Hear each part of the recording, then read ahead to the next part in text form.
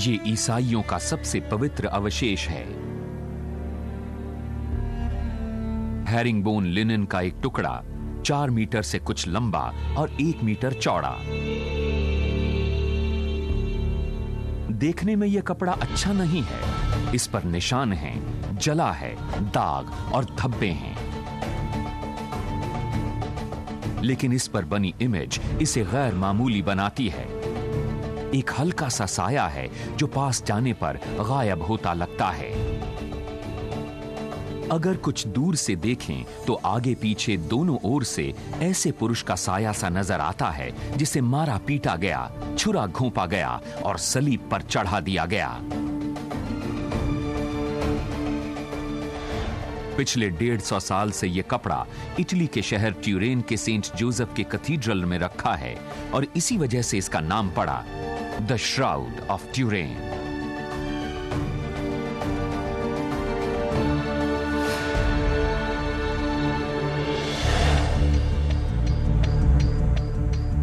लेकिन shroud of ट्यूरेन असल में है क्या? ये एक लंबी जुनून भरी बहस का मुद्दा है। क्या ये वाकई जीसस का कफन है या ये नकली है? मिडिल एजेस, रेनेसांस या उस तरह की जो भी कला है, ये उन सब से बिल्कुल अलग है। क्रॉस या कांटों के ताज की तरह जीसस का कफन भी मध्ययुगीन ईसाइयों के लिए एक जानी पहचानी कलाकृति था। चारों गॉस्पेल ने इसका जिक्र किया था।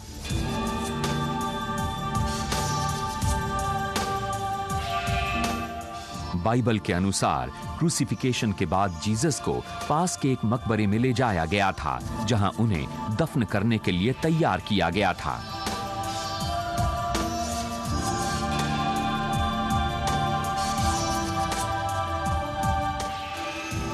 हमें बताया गया है कि ये तैयारियां यहूदी रिवाजों के अनुसार की गई थीं, लेकिन बाइबल ये नहीं बताती कि ये रिवाज क्या थे, सिवाय इसके कि जीसस को लिनन के कपड़े से ढका गया था।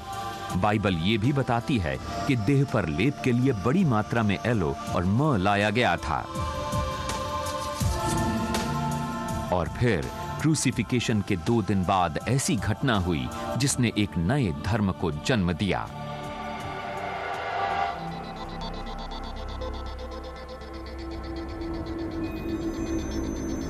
ईसाई मानते हैं कि ईस्टर संडे की सुबह जीसस मृत देह से उठ खड़े हुए, हालांकि गॉस्पेल्स ने कभी यह बात स्पष्ट नहीं की। वो बस यही कहते हैं कि सिवाय लिनन के 1 या 2 कपड़ों के मकबरा खाली छोड़ दिया गया था। इस कपड़े में आदमी का शरीर लिपटा था और ये उस घटना का आर्टिफैक्ट है। लेकिन 1978 में श्राउड का अल्टीमेट टेस्ट हुआ। 2 दर्जन रिसर्चर्स, जिनमें ज्यादातर अमेरिकी थे, उन्होंने आधुनिक यंत्रों से इसकी जांच की। उन्होंने इसे नाम दिया श्राउड ऑफ ट्यूरेन रिसर्च प्रोजेक्ट यानी स्टर्प।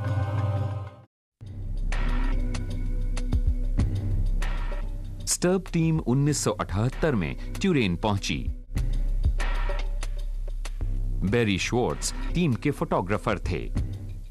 जब मुझसे इस टीम में शामिल होने को कहा गया तो मेरा पहला जवाब था, मैं ज्यूइश हूं। और ज्यूइश होने के नाते मैंने सोचा, ठीक है, यह भी एक ऐसा ही काम है जिसमें मेरी कोई खास दिलचस्पी नहीं है। श्वार्ट्ज का श्राउड से जो पहला सामना हुआ वो उम्मीद के मुताबिक नहीं था। कपड़ा लचीला और नर्म था, जो मेरे लिए पहला सरप्राइज था। उसकी हालत हमने जो सोचा था उससे कहीं बेहतर थी। फिर बारी आई इमेज की। साफ कहूं तो मैं सोच रहा था कि पेंट और ब्रश के कुछ स्ट्रोक्स देखने को मिलेंगे और हम लौट आएंगे, लेकिन 2 मिनट तक देखने पर ही मुझे लगने लगा कि ये चाहे कुछ भी हो, पर ये पेंटिंग नहीं थी।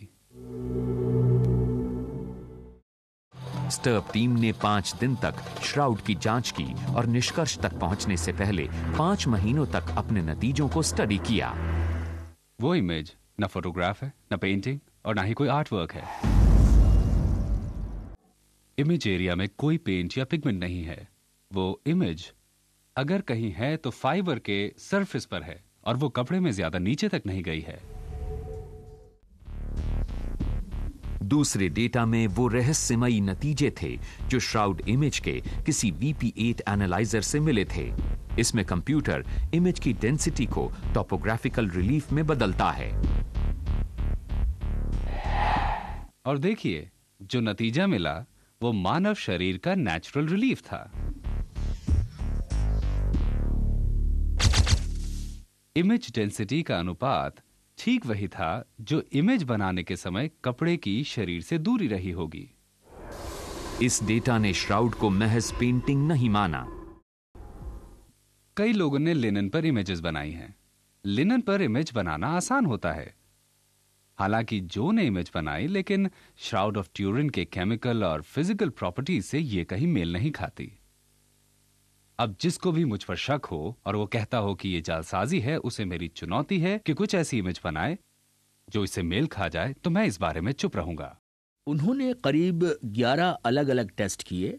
उन्होंने एल्बुमिन, प्रोटीन और खून के अलग अलग एलिमेंट्स का टेस्ट किया और केमिकली उन्हें पॉजिटिव रीडिंग्स मिली। इसीलिए वो सब एक साथ कह सके कि ये धब्बे खून के थे। लेकिन 1988 में खबर आई कि इसमें कोई शक नहीं कि श्राउड ऑफ ट्यूरेन एक नकल थी। बेशक, लेकिन आमतौर पर भरोसेमंद एक टेस्ट ने इसे गलत साबित कर दिया।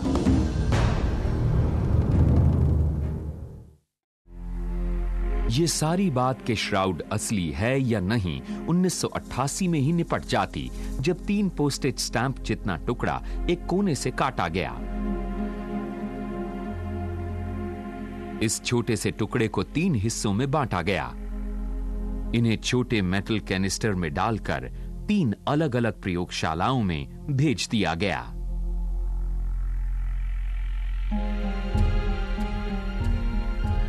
इसका उद्देश्य कार्बन 14 नामक टेस्ट से श्राउड की उम्र का पता लगाना था।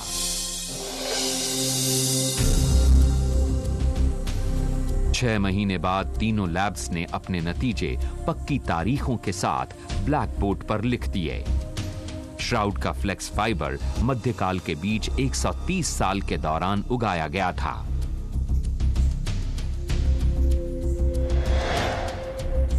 बहस खत्म हो गई।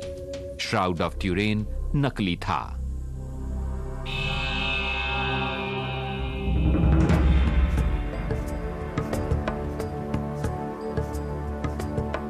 मैं भौचक्का था। बड़ी निराशा हुई क्योंकि मुझे उम्मीद थी कि नतीजा बहुत साफ होगा और ये पहली सेंचुरी होगी। मैं एकदम हैरान था कि ये नतीजा इतना नाटकीय कैसे हो सकता है। मुझे ये कहना पड़ेगा कि ये मेरे लिए बहुत ही निराशाजनक नतीजा था। ये तो ऐसा लगता है जैसे सारी अच्छी इंफॉर्मेशन उन्होंने कूड़े में फेंक दी और बस ये एक टेस्ट रख लिया। लेकिन श्राउड का एक सबूत ऐसा था जिससे श्राउड बिलीवर्स को आशा की छोटी सी किरण नजर आई। वो ये कि कार्बन 14 की तारीख कुछ अलग थी, भले ही थोड़ी सी। और ये हंगेरियन प्री कोडेक्स के रूप में सामने आई। ये एक पांडुलिपि थी जिसमें क्राइस्ट का बेरियल दिखाया गया था, जिसमें उन्हें कपड़े के एक लंबे टुकड़े में लपेटा गया था। प्री कोडेक्स के बारे में 2 चीजें दिलचस्प थीं, कपड़ा और वो तारीख जब कोडेक्स तैयार किया गया था। कार्बन डेटिंग ने बताया कि श्राउड की पहली संभावित तिथि 1260 थी। हंगेरियन प्री मैन्यूस्क्रिप्ट 1190 में बनी थी, करीब 70 साल पहले। जिस कलाकार ने प्री मैन्यूस्क्रिप्ट इलस्ट्रेट की थी, उसने क्राइस्ट के बेरियल क्लॉथ को 2 स्पष्ट हिस्सों में बांटा था। एक तो बहुत ही रेयर हैरिंगबोन वीव और 4 छेद जो मोटे तौर पर अंग्रेजी अक्षर एल बनाते थे। श्राउड ऑफ ट्यूरेन में ये दोनों फीचर्स हैं। इसका मतलब ये हुआ कि जिसने भी प्री मैन्यूस्क्रिप्ट इलस्ट्रेट किया था वो श्राउड से वाकिफ था, यानी C14 टेस्ट में इसे मध्यकालीन जालसाज का कारनामा बताए जाने से करीब 1 सदी पहले। तो ये कार्बन डेट पर एक तरह से विवाद खड़ा करता है। श्राउड में आस्था रखने वाले कई रहस्यमयी संयोगों का जिक्र करते हैं और जिनमें श्राउड की तारीख बहुत पहले की बताई जाती है। चलिए पानी के धब्बों का एक खास मामला ही ले लें। ऑल्डो गुरेस्की ने पहली बार कुछ रिवीलिंग पैटर्न्स नोटिस किए थे और इनका वास्ता गीले श्राउड को तह किए जाने के तरीके से है। श्राउड असल में कॉन्सेंट्रीना की तरह बड़े ही ढीले ढाले अंदाज में तय किया गया था। एक्सपेरिमेंटल कपड़ा एक जार में रख दिया गया जिसकी तली में 1 इंच पानी था और यह जरा तिरछा था।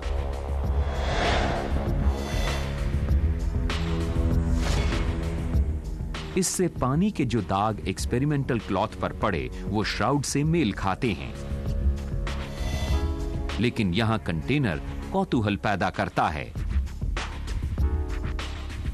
पहली सदी में ऐसे जार डेड सी स्क्रोल जैसी बहुमूल्य चीजें रखने के लिए इस्तेमाल होते थे। मध्यकाल के आने तक लोग बॉक्स और चेस्ट इस्तेमाल करने लगे थे। श्राउड की ऑथेंटिसिटी को लेकर बिलीवर्स उन पद चिन्हों का भी जिक्र करते हैं जिनमें जेरूसलम से मेल खाती मिट्टी और लाइमस्टोन के कण हैं।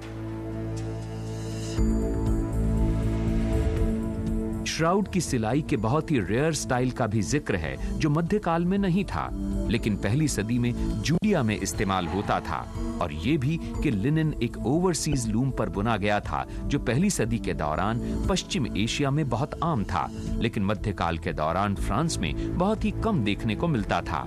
श्राउड बिलीवर्स के लिए ये सभी विसंगतियां रिसर्च के दिलचस्प विषय थे, लेकिन अगर कार्बन डेटिंग सही थी तो ये सब बेमानी हो जाते थे। इसलिए सवाल उठता है कि क्या कार्बन डेटिंग गलत हो सकती थी? C14 टेस्ट्स में क्या गलत हुआ होगा या नहीं, ये डिबेट बहुत ही टेक्निकल है और ये जल्दी खत्म होने वाली नहीं। लेकिन एक और संभावना है जो 2 जर्मन लेखकों की एक विवादास्पद किताब में सामने आई।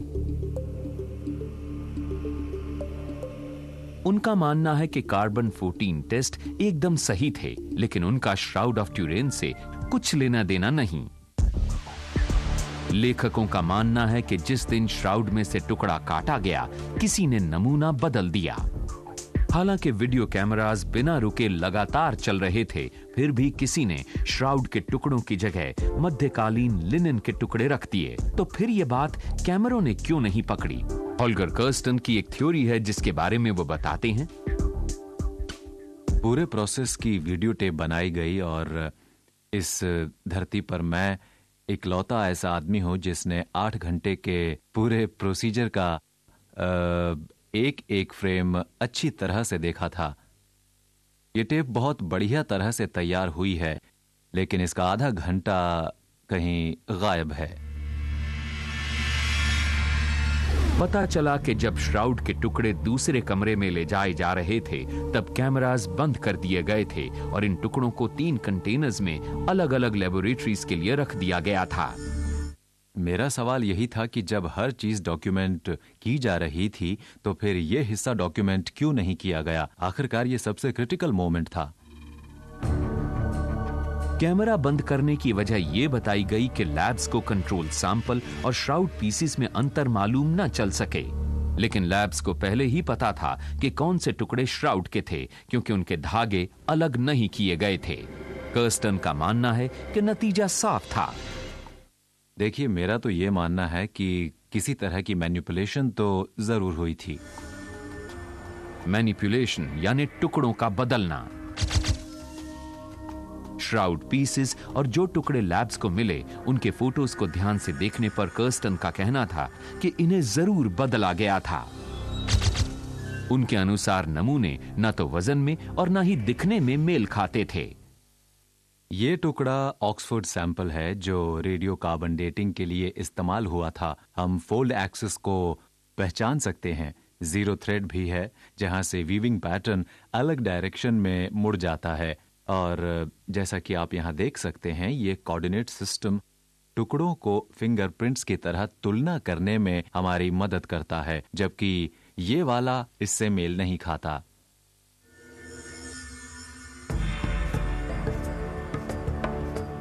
अगर कर्स्टन सही भी हैं, तो चर्च श्राउड को इनऑथेंटिक साबित करने में धोखा क्यों देगा? कर्स्टन का मानना है कि चर्च को डर था कि श्राउड से क्रूसिफिक्शन और उसके बाद जो हुआ उसके बारे में न जाने क्या जानकारी सामने आ जाए। यहाँ पर हम साइड में घाव से खून बहता देख सकते हैं, वो जाना माना साइड वुंड जो लॉन्जाइनस ने अपने भाले से बनाया था, जबकि यहाँ पर हम साफ तेज खून बहता देख सकते हैं जब शरीर को सीधा लिटाया गया। इनका मानना है कि बहता खून ऐसा फोरेंसिक साइन है जिससे जीसस के क्रूसिफिक्शन के बाद उनकी असली हालत बयां होती है। देखिए, मृत शरीर में से खून इस तरह नहीं बह सकता जैसा कि हम श्राउड पर देखते हैं। कर्स्टन का मानना है कि जब जीसस को क्रॉस से उतारकर पास के मकबरे में ले जाया गया उस समय वो जिंदा थे और जिस कपड़े में उन्हें लपेटा गया वो एक ऐसा फोरेंसिक सबूत है जो गलत नहीं हो सकता। होल्गर कर्स्टन ने अपनी किताब द जीसस कॉन्स्पिरेसी में एक विवादित थ्योरी दी है कि जीसस को उनकी जिंदगी बचाए जाने के प्लान का लाभ मिला था और कर्स्टन ने इसके लिए बाइबल का इस्तेमाल किया। गॉस्पेल्स के अनुसार जीसस के एक सीक्रेट फॉलोअर ने उनकी मृत्यु के बाद उनके शरीर की देखभाल का इंतजाम किया था। इस व्यक्ति का नाम था जोसेफ और उसने क्रूसिफिक्शन के नजदीक ही एक मकबरा खरीदा था, हालांकि ये जगह उसके निवास से बहुत दूर थी। जोसेफ ऑफ अरिमथिया ने उस जगह एक नया मकबरा खरीदा जहां जीसस को ले जाया जाना था। ये बहुत ही पिक्यूलियर है क्योंकि जैसा कि नाम से पता चलता है जोसेफ और उसका परिवार मूल रूप से अरिमथिया से आया था, लेकिन जोसेफ ऐसा नया मकबरा क्यों खरीदेगा जहां पहले किसी को दफनाया नहीं गया था? कर्स्टन का मानना था कि मकबरा इसलिए खरीदा गया ताकि जीसस की जिंदगी बचाने का प्लान पूरा हो सके। वो तर्क देते हैं कि जीसस ने क्रॉस पर जितना समय काटा वो बहुत ही कम था। ये बहुत ही अजीब है कि जिंदगी बाकी ना होने के कोई भी संकेत मिलने के सिर्फ 3 घंटे बाद ही उन्हें क्रॉस से उतार लिया गया, जबकि रिपोर्ट्स के मुताबिक कुछ लोग 5 दिन तक क्रॉस पर लटके रहने के बाद भी जिंदा रहे। गॉस्पेल्स का कहना था कि कुछ कड़वाहट, जिसे आमतौर पर विनेगर कहा गया, उसमें डूबा स्पॉन्ज जीसस के होठों से लगाया गया तो उन्होंने तुरंत अपनी स्पिरिट से रिजाइन कर दिया। ऐसा भी हो सकता है कि जो ड्रिंक उनके होठों से लगाई गई उसमें किसी तरह की बेहोशी की दवा रही हो।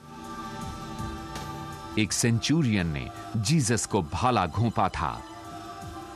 कुछ ही महीनों बाद वो आदमी कैपाडोचिया में क्रिश्चियन बिशप बन गया। देखिए, जहां तक मेरा सवाल है, मुझे ये बात बहुत ही अजीब लगती है। भाला जहां घोंपा गया वहां से खून और पानी निकला, इसके अलावा और कोई रिएक्शन नहीं हुआ। जीसस को मृत मान लिया गया। तब जोसेफ ऑफ अरिमथिया ने पोंटियस पायलट से बॉडी रिलीज करने को कहा था। पायलट ने जीसस को पहले ही मृत देखकर हैरानी जाहिर की और वो मान गया। जोसेफ बॉडी को नजदीक के मकबरे में ले गया, दफनाने के लिए नहीं बल्कि उपचार के लिए। उन्होंने एलो और मर का इस्तेमाल किया।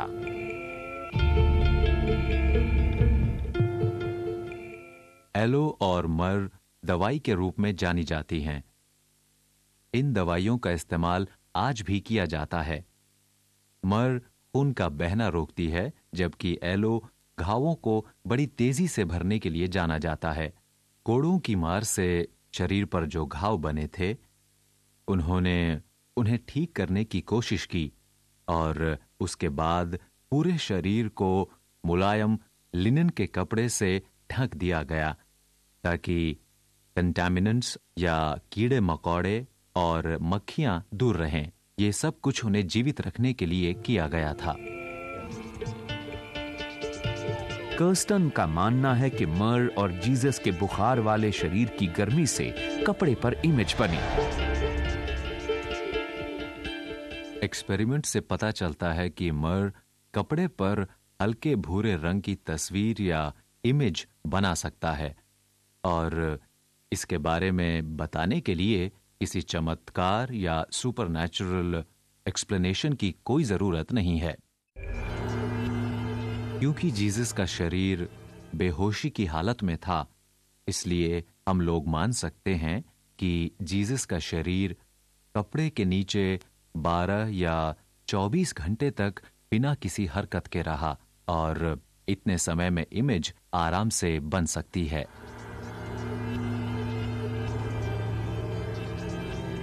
तो इसके बजाय हमारे पास ये है।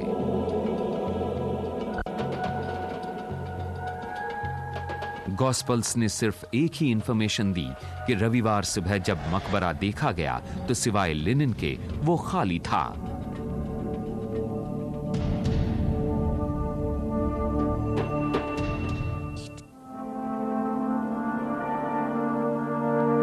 तो इसमें जीसस की क्या भूमिका है? देखिए, जहां तक मेरा सवाल है, मैं नहीं मानता कि जीसस खुद इस प्लान के पीछे थे, लेकिन वो अपने आप को किस्मत के हवाले कर चुके थे। वो नहीं जानते थे कि ये सब कैसे खत्म होगा, और जो कुछ उनके सामने आया वो सब ठीक था। उनकी प्रार्थना भी एक कामना थी, फादर अगर आप चाहें तो ये कप मुझसे दूर ले जाएं। और किस फादर को ये प्रार्थना नहीं छुएगी? अच्छी बात यही है कि उनकी प्रार्थना सुनी गई और असल में वो बचा लिए गए। श्राउड के बारे में कर्स्टन के हाइपोथेसिस पर ज्यादा लोगों ने ध्यान नहीं दिया, शायद इसलिए कि आस्थावान और शंकालु दोनों ही उनसे सहमत नहीं थे। उनके कई दावे कभी साबित नहीं हो सकते, लेकिन दिलचस्प बात यह है कि उनकी थ्योरी में मुस्लिम रवायत की झलक मिलती है कि जीसस क्रॉस पर जिंदा रहे और सुदूर पूर्व में कहीं लंबी उम्र तक जीवित रहे। जहां तक सवाल लिनन क्लॉथ और उस पर बने प्रेत के साये का है, तो जो लोग श्राउड को ऑथेंटिक मानते हैं, उनमें से अधिकतर का कहना है कि इसे बचाकर छुपा लिया गया और सदियों तक संभाला जाता रहा। इस दौरान कलाकारों ने इसे देखा और यह आने वाले समय में क्राइस्ट के चित्रों का एक मॉडल बन गया। लंबे बालों और 2 हिस्सों में बटी दाढ़ी वाला व्यक्ति, वही इमेज जो श्राउड पर हम देखते हैं।